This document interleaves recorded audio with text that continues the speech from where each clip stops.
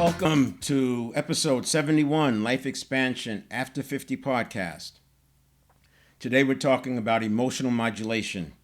Emotions are a fundamental part of the human experience, yet their true purpose and function are often misunderstood. This is an important step in the whole prestimulus-stimulus response cycle because it is the last line of defense before becoming triggered for an extended period of time and allowing that triggering to impact your business, your life, design, or whatever else might be important. Now, many people believe that emotions are meant to be dissected, dwelled upon, harbored indefinitely. However, this approach can lead to emotional stagnation and even psychological harm. Instead, emotions are best understood as energy in motion. Transient dynamic forces meant to flow through us. When this flow is blocked or interrupted, now emotions can transform into entrenched feelings, creating a cascade of neurobiological and psychological consequences. This foundational understanding forms the basis of emotional modulation and its role in achieving a life of expansion and purpose, particularly for those navigating life after 50.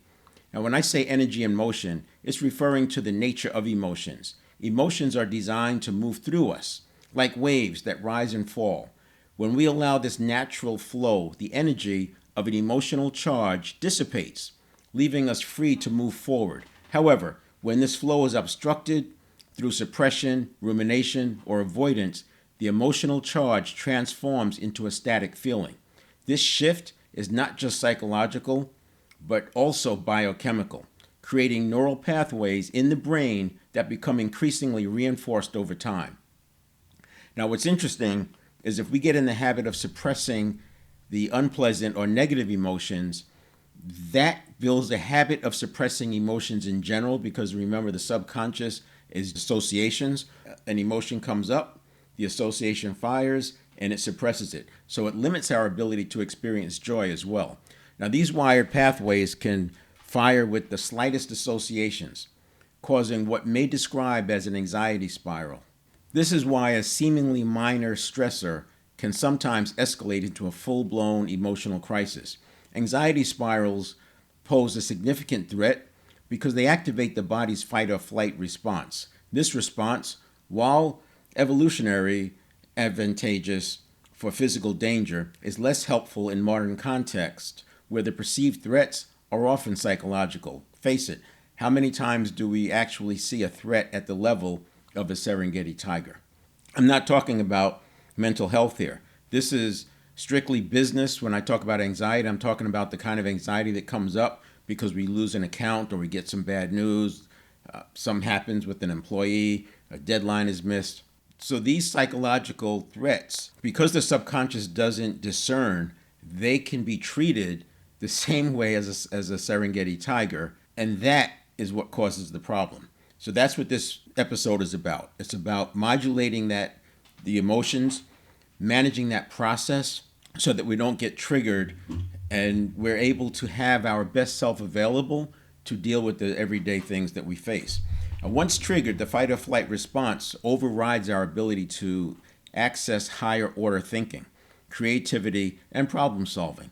Instead, the subconscious dredges up past negative experiences, intensifying the perceived threat and creating a self-reinforcing loop. Breaking free from this cycle requires a conscious effort to modulate the emotion before it spirals out of control. The relationship between emotional modulation and operating above the line is that for those pursuing life expansion, and that's what I'm talking about in this podcast, Life Expansion After 50, emotional modulation becomes an indispensable skill. By definition, expanding one's life involves stepping into new, uncharted territory, a space I often refer to as operating above the line. And remember, the subconscious views the unfamiliar as a threat, and above the line is unfamiliar, so there will be more opportunities for perceived threats above the line.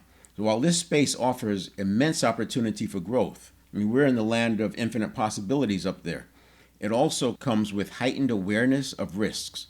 These risks, whether real or perceived, can feel more significant when operating at this level. Setbacks, it might be more public or impactful. This heightened perception of risk can lead to resistance, hesitancy, and even self-sabotage. However, as I often emphasize, the risks themselves are not new. They've always been present for the most part. What's new is our awareness of them. The reticular activating system, it goes both ways. It filters through and finds those things that are going to help us reach our goals, but it's also looking for things that might be threats. And that's why we do the positivity exercises. A few episodes ago, we do the positivity exercise so that we train the subconscious to scan for positive instead of its normal default to focus on survival, where everything can look like a tiger. But when you use the positivity exercise and you get it scanning for the greater positive context, many of those would-be threats dissolve into just the course of doing business. The key to navigating this space successfully lies in mastering the expanded stimulus response cycle, as I've been talking about.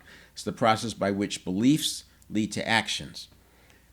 And there's, as I've laid out, 9 steps. This is the 9th of those. By conditioning ourselves to modulate emotions in the hyperfast cycle of the stimulus reactions section, which is the last 4, stimulus, reaction, response, and then action, we can limit the frequency and intensity of anxiety-inducing events in our personal and professional lives. The power of the pause is available to you in every step of these 2 phases, this pre-stimulus phase as well as the stimulus phase. The pause is our first line of defense in maintaining our agency. Personal leadership and agency is at the core of us being able to step into the life that we design. Without personal leadership and agency, we'll be knocked around by every wind, every impulse, every event. And with VUCA, volatility, uncertainty, complexity, and ambiguity increasing, the risks of falling into that increase. So we have to become better than our ancestors at dealing with external influences. And I often talk about, even in priming, I talked about shifting the power of priming from general to only 20% of our priming will come from external. The other 20%, 80%, the other 80% will come from internal. Now, it made sense in the hunter-gatherer days for the external environment to be 100% of the priming. You're walking around, you're doing hunting and gathering. You walk into an open field. That open field primes you to look around. It primes you that there might be risks around. So it made sense for the external environment to be so powerful. But now, because we're being bombarded with things, we're online, we're on social media, we're being bombarded with things all the time. Some of them, most of them have nothing to do with what we're doing. Virtually zero to do with our goals, life design, dreams, ambitions. But yet they're still impacting us because they're going into the priming. So as we shift and move the priming to an internal focus rather than an external focus, now things like affirmations, incantations, your vision board, mind movies, these things, your internal state, these things will now be available to serve you more. It can also be employed anywhere along the cycle, making it available as the last line of defense. So emotional modulation is a tool that you can use anywhere, anytime. And I'll get into that when we get into the illustrations. When faced with a triggering event, the ability to pause, even for a fraction of a second, is a game changer. This pause interrupts the automatic reaction and creates space for a more intentional response. As I've discussed previously, the response is the what, the idea or intention to do something or take some action, while the action is the how, when, and with whom. It's the follow-through. During this pause between response and action, we may have to extend that pause. You can extend it up to 90 seconds, maybe a minute. We can modulate that emotional wave. Now, how do you do that? Up till now, I've been talking about pauses being measured in milliseconds, a quarter of a second, a half a second. But now with the emotional modulation, it could be about 90 seconds, a minute, maybe slightly less. You may have to excuse yourself if you can. I would say excuse yourself, or just say something like, you know what, I want to think about that before I respond. And that gives you some time. Now, depending on the magnitude of the potentially triggering event, you can run the modulation practice in the background, especially after you've done it a few times. If you've done it a few times, you're used to it, you've got some myelin built around it, and we'll talk about that. Now you can run it in the background without impacting your interaction. You could go on to the next point while you're running that in the background. Ideally, you can say, you know what, why don't we meet in about a half hour so we can talk about that. Then you go off, you do your emotional modulation. And the reason for doing this is we don't want to be caught in a triggered state when we're making important decisions. And rather than suppressing or controlling the emotion, as I mentioned, modulating allows us to sort of surf the wave, to ride through the crest of the emotional energy and let it naturally subside. If 90 seconds is not feasible, as I said, in the moment, consider verbally just delaying your response. For example, say, let me think about it. Or I'd like to consider other factors before responding. If possible, you can excuse yourself from the situation to engage in a modulation exercise. With practice, you can even perform this modulation exercise in the background of a conversation, subtly regaining emotional equilibrium without anyone noticing. Releasing stored negative feelings is an important activity because we can have feelings from decades also available to be triggered in a moment. Emotional modulation is not only valuable in the moment, but also as a daily practice. Over time, we accumulate negative feelings that, if left unaddressed, can sabotage our efforts and hinder our growth. These stored feelings create resistance to pursuing stretch goals, embracing self-actualization, leaning into our purpose. Regular practice of emotional modulation helps to release these pent-up emotions, clearing the way for personal and professional expansion. Just as I recommended practicing positivity exercises 3 times a day, perhaps conveniently tied to meals, I encourage you to incorporate emotional modulation into your daily practice. This practice builds the neural pathways, creating some myelin necessary for the habit to take hold. What we're doing here, we're leveraging the synapse fluid moving to those neural pathways, but then the practice is what wraps the neuron with myelin, making them stronger, and that's what makes them last. Otherwise, your synapse will just move to the next focus. So remember, the first stage of habit formation involves that process, but this is only temporary. Without consistent practice, the pathway will fade, much like the temporary high after a seminar that fades without follow-through. In fact, it's very difficult to follow through. Back to what I said last week, we make 30,000 decisions in a day, roughly every other second, assuming we're awake about 65,000 seconds. And so it's very difficult because now we're competing with all of those other stimulus that come into play, and we're constantly running these habit patterns, and that state of being, as I mentioned last week, becomes a habit. So by practicing modulation regularly, you not only build these pathways, but also reinforce them, making emotional modulation an automatic response in the heat of the moment. As we dive into the specifics of modulation, remember, this practice offers a double benefit. First, it trains you to handle triggering events more effectively in real time. And second, it helps you release long-held emotional burdens, clearing the way for growth and expansion. This dual effect is why emotional modulation is not just a reactive tool, but a proactive strategy for living a more intentional life. And I'll talk about how you can combine the emotional modulation practice with the positivity exercise, thereby reinforcing that one as well and making it even more powerful. The likelihood of being triggered between having the positivity habits there as preventive and by having the emotional modulation there as corrective, the likelihood of you experiencing a triggering event is reduced greatly. So let's explore how to engage in this powerful practice. To help you remember the steps, I'll introduce 2 mnemonics as I go through this. First mnemonic I'll talk about is RAIN, R-A-I-N, and these go together. RAIN, we're going to recognize the emotion. This process is to keep you from suppressing the emotion. We first want to recognize it, and by recognizing it, we're acknowledging it. We're saying, yes, it's there. I'm not suppressing it. I'm experiencing it. The next thing we want to do is accept it. Now, we've acknowledged it. Now we're accepting it. We're not suppressing it. This is, again, we're not going to suppress the emotion. We're allowing it to happen. The next thing is investigate it. Now we're going to investigate the emotion so that we can learn from it.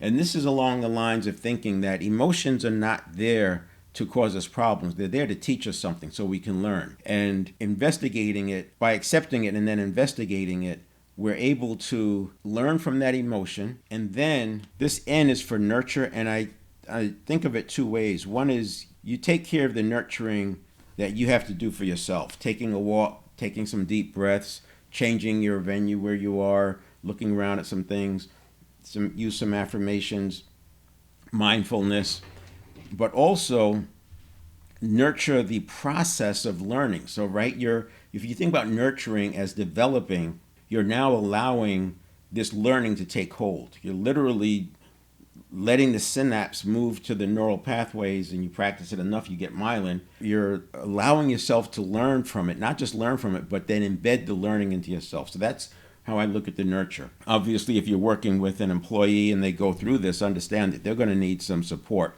And that nurture in that regard might just be, hey, let's take a walk, or why don't we get back to this, talk about it later on, ask them how things are going, maybe remind them of the positives that are going on in their life. I mentioned 2 mnemonics, and it's actually going to be embedded in this one. As you recognize it, we want to locate it, because emotions, especially when we get into the dealing with existing emotions, they will be somewhere in your body. You'll notice where they are in your body. Locating it does a couple of things. It puts some separation between this idea of, oh my gosh, the house is falling, to let's intellectualize around this.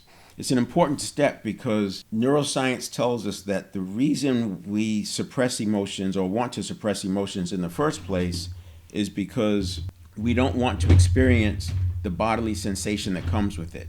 This rising intensity, maybe it's the cortisol staging and getting ready to go, or the adrenaline staging and getting ready to go. Whatever that bodily sensation is with the emotion, we don't want that. And so by locating it, you're sort of like contextualizing it a bit. You're putting some pause time around it where you can, like they say, if you label something, you can manage it. That's the next step. So we're going to locate it, then we're going to label it.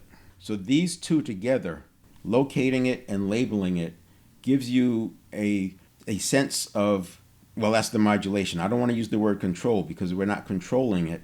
But what we're doing is we're putting it into perspective. We're putting the right perspective around it, putting the right frame around it, so that it becomes there to help us and not hurt us. And it's not there to hurt us, it's that we interpret it in ways that end up hurting us. I'll show you that in a moment. And then we're going to learn from it. So we locate it, label it, and learn. That's the recognize, accept, and investigate. So you can use either of these. Recognize, accept, investigate. I like locate, label, and learn because it's something very quick. And, if I'm working with someone else, I might be thinking recognize, accept, investigate. But when I'm working with myself and self-coaching, it's locate, label, learn. It's quick 3 steps. That's how I look at the two of those being different. Now, if you, in the label it, this is by Joan Rosenberg. Her book is 90 Seconds to a Life You Love. I recommend you reading or listening to that book. And she goes through this idea of the 8 unpleasant emotions. She makes a big point around they're not negative emotions, they're unpleasant emotions, because we want to get to the point where emotions are there to teach us something, and it allows us to experience the joyful emotions as well as the unpleasant ones. And the unpleasant ones are the ones that create that bodily sensation that makes us want to run from them. If we suppress it, we end up suppressing the positive emotions as well. And those 8 emotions, sadness, shame, frustration, anger, embarrassment, vulnerability, disappointment, and helplessness. The reason why she takes it to these 8 is what she has said is that if you take all the emotions, all the unpleasant emotions that we can experience, they come down to these 8. If you don't do this, you have the risk of hundreds of emotions that you could be experiencing, and it is so easy for that to get out of control. And because many of these unpleasant emotions can trigger anxiety, that becomes our catch-all word. So if you think about yourself, which one of these actually are going to create more anxiety? I think everybody's different. Think of it in terms of anxiety and what you're going to do about it. When anxiety is coming from 100 potential sources, there's nothing that works. The more you try to suppress the anxiety, the bigger it gets, etc., right? But when you label it sadness, okay, maybe you're not going to have anxiety around sadness. It's not certainly the anxiety that there's some threat that's going to come. It's already happened. It's a different response. Shame. Now, this one might have something to do with the future. You might be concerned that it's possible that this shame might lead to something else. So that one might be tied to anxiety. Frustration, it's probably already done, unless you're concerned about something in the future. My point is, all of these don't necessarily lead to anxiety. So this is it's a start of managing that. But the more important thing is you're labeling it. That's the point. You're going to label it with one of these 8. We're only talking about unpleasant emotions. Obviously, there's a lot more that are positive, but you want to force label it into one of these 8. And I guess in an extreme circumstance, you can maybe do a blend, but I would prefer to just, which one are you really feeling? The reason is because when we experience an emotion, we're going along, and in today's world, especially in business, we're between social media and all the stuff hitting us and advertising, and a lot of advertising is built to create fear and anxiety. We're already at a heightened state, which is why this is important. We want to start taking that whole thing down. It's like having a constantly turned down temperature. But what happens is we get the event, and in this case, it would be, the pre-stimulus is ongoing. I talked about, if you have 30,000 decisions in a day, it's like one every other second. Those are actually stimulus response cycles, and they're layering on one another. One is not even finished before the next one is starting. So you got these, and this is why your state of being becomes habitual. And it's also difficult because where do you intervene with those 30,000 decisions? And so in the context of the stimulus response part of the cycle, we have the stimulus, the reaction, the response, and then the action. And between the response and the action, we do a pause. You can have your conscious mind pull information out of the subconscious. And this happens in milliseconds. So it's a very powerful tool. I did an exercise to help the audience experience what that feels like when you're pulling information from the subconscious. And in that pause, you may recognize that this is something that I can't manage. So the way we've set up the stimulus response cycle is that the positivity exercise gets us that between stimulus and reaction, that 1 to 200 millisecond time frame, very, very quick, we're conditioning in the scan for positivity, or for the greater positive context. Just by doing that, you're going to have much fewer instances of triggering events. But let's say one does get through. Now we're starting to feel the emotion. This is the bodily sensation that comes up. The bodily sensation starts to rise. And as it rises, the knee-jerk reaction is to suppress. If we suppress, I'll talk about what happens in a moment. If we suppress, it continues. But if we allow it to go, that bodily sensation only lasts 90 seconds. This is an important point. Because if the reason it's so uncomfortable is because of the bodily sensation, and the bodily sensation only lasts 90 seconds, if we can just get through the bodily sensation, we're in a much better place. Joan Rosenberg, one of her examples, she said a client would just say 90 seconds, 90 seconds, 90 seconds, 90 seconds. But this is the part I was talking about. You can run this in the background. So let's look at it like this. You have an event. And in the context of the stimulus response cycle, this event would actually be the response.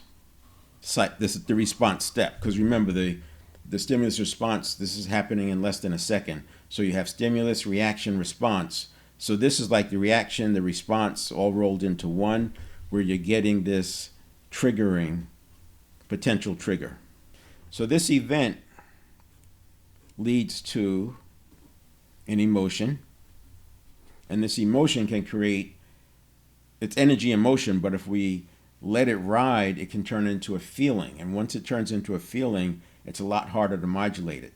When it's energy and motion, it's just flowing through. Once you stop it, the bodily sensation is likely the preparing for the cortisol. And because you've experienced it before, you know what comes next some of the time. Instead of harboring and dwelling on it, you're going to move forward. So now the next thing that happens, we've got the emotion. We're going to go through the processing of it. We do some mindfulness stuff, and then we're back on track.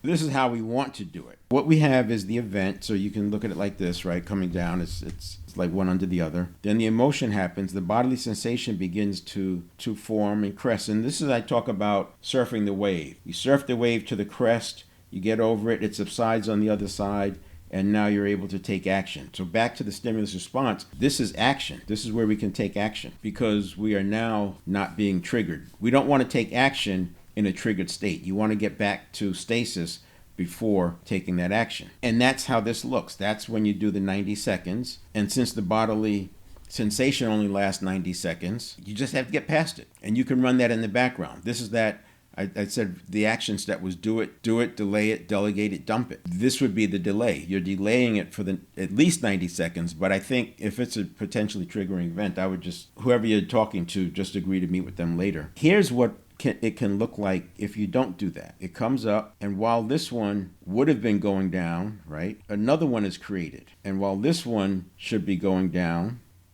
another one is created. And these are all bodily sensations. And now you can see what's going on. You can see why this can turn into an anxiety spiral. Because as it does this, it's pulling in feelings from the past. All these other feelings from years past can start piling on. And next thing, this small little event is now taking on this magnitude of something major. And we've seen this happen to people when they get triggered. And the longer they stay in it, it just grows and grows and grows. This is when there's a terminology people say you got to get out of your head, because when you're in your head, it's just rah, rah, rah, rah, rah. And we want to be able to stop that. Now, we talked about the positivity exercise. Just for a recap, this is the practice part. Identify, in this case, it'll be an unpleasant emotion. You're going to go through the process of label it, locate it, label it, learn from it. And then we talked about the RAIN model having that nurture step. What we're going to do for the nurture step is look for and identify, you're going to find the greater positive content. I've used the example of if you get a flat tire, that could be an annoyance. I'll use the word anxiety. Maybe you're going to be late for your meeting, etc. Rather than allowing the emotion to take off and start running, but we've trained now the subconscious to automatically find and reflect on the greater positive context. The greater positive context is that you have a car. In other words, if you didn't have a car, you couldn't have a flat tire. Or having a flat tire is just part of owning a car. But since owning a car was a goal, the subconscious doesn't look at it as a threat. This is something you wanted. It's not the tiger. You wanted the car. The flat tires come with the car. That's the greater positive context. It doesn't put it into threat category. It just moves on. That's the positivity exercise. You can go back a few episodes and get that. But now I'm incorporating it with the emotional modulation, because we have these past emotions from years past. And while you're doing the positivity exercise, or start it again if you've already gone through the 6 weeks, again, 3 times a day, 90 seconds, we're just adding on this step of finding emotions that have been unpleasant. And you're practicing going through the RAIN model.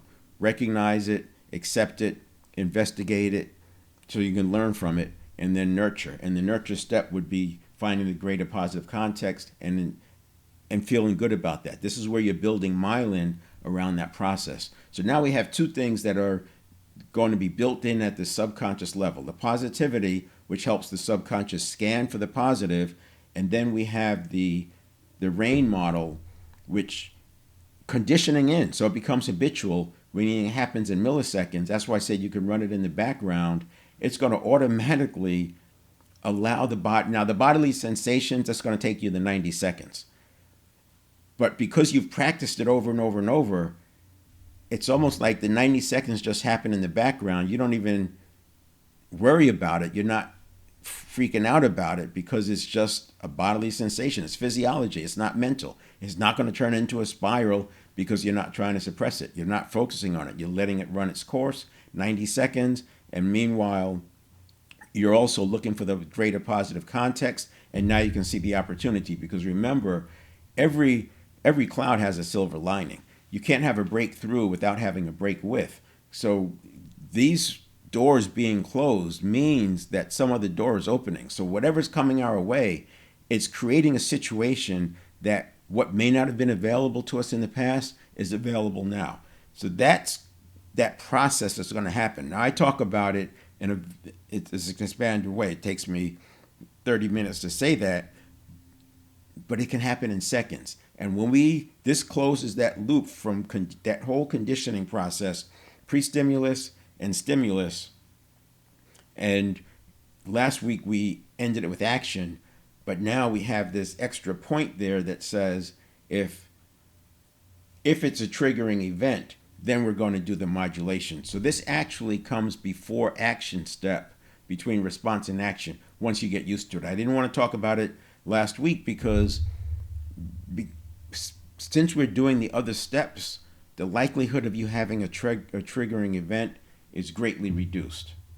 So again, just to recap, you're going along, you have your event, that leads to an emotion, and that leads to a positive action.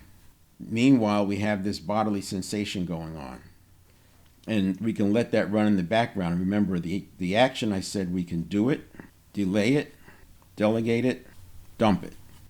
And this delay could be the 90 seconds that's needed if you're going through that bodily sensation. But the way I'm talking about it now is you can let this bodily sensation run in the background while you're just asking questions. And that way you let it process. You've already conditioned that you're going to find the positive context, the greater positive context. You can literally just start asking more questions about it. And as you ask questions, it's going to contextualize this particular event and make distinctions between this event and some other random event from that long list of anxiety-producing experiences that you may have had in your life.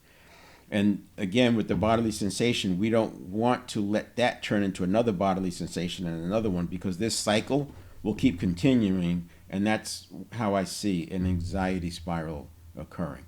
Right, so that is it. We are going to start talking about the dynamic leadership.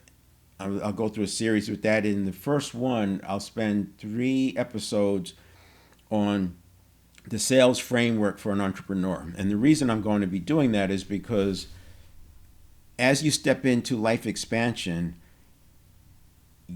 it could lead to you wanting to have some kind of a service, some kind of a business, something that you're doing where you're providing for others. And that's going to require some level of selling.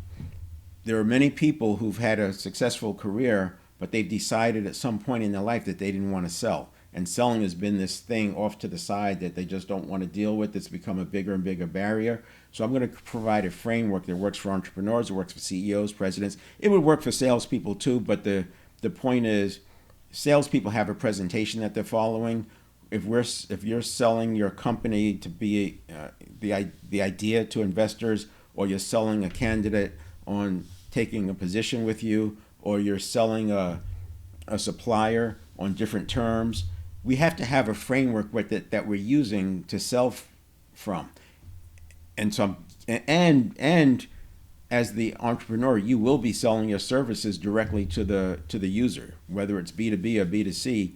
There will be times, even if you have salespeople, there will be times where you're that salesperson. But in the beginning, you may not have salespeople, and so you are the salesperson. So we need a framework that works no matter what, and it's going to work at all these levels. So I'll spend at least 3 episodes on that one, because what I want to do is lower the barriers to life expansion.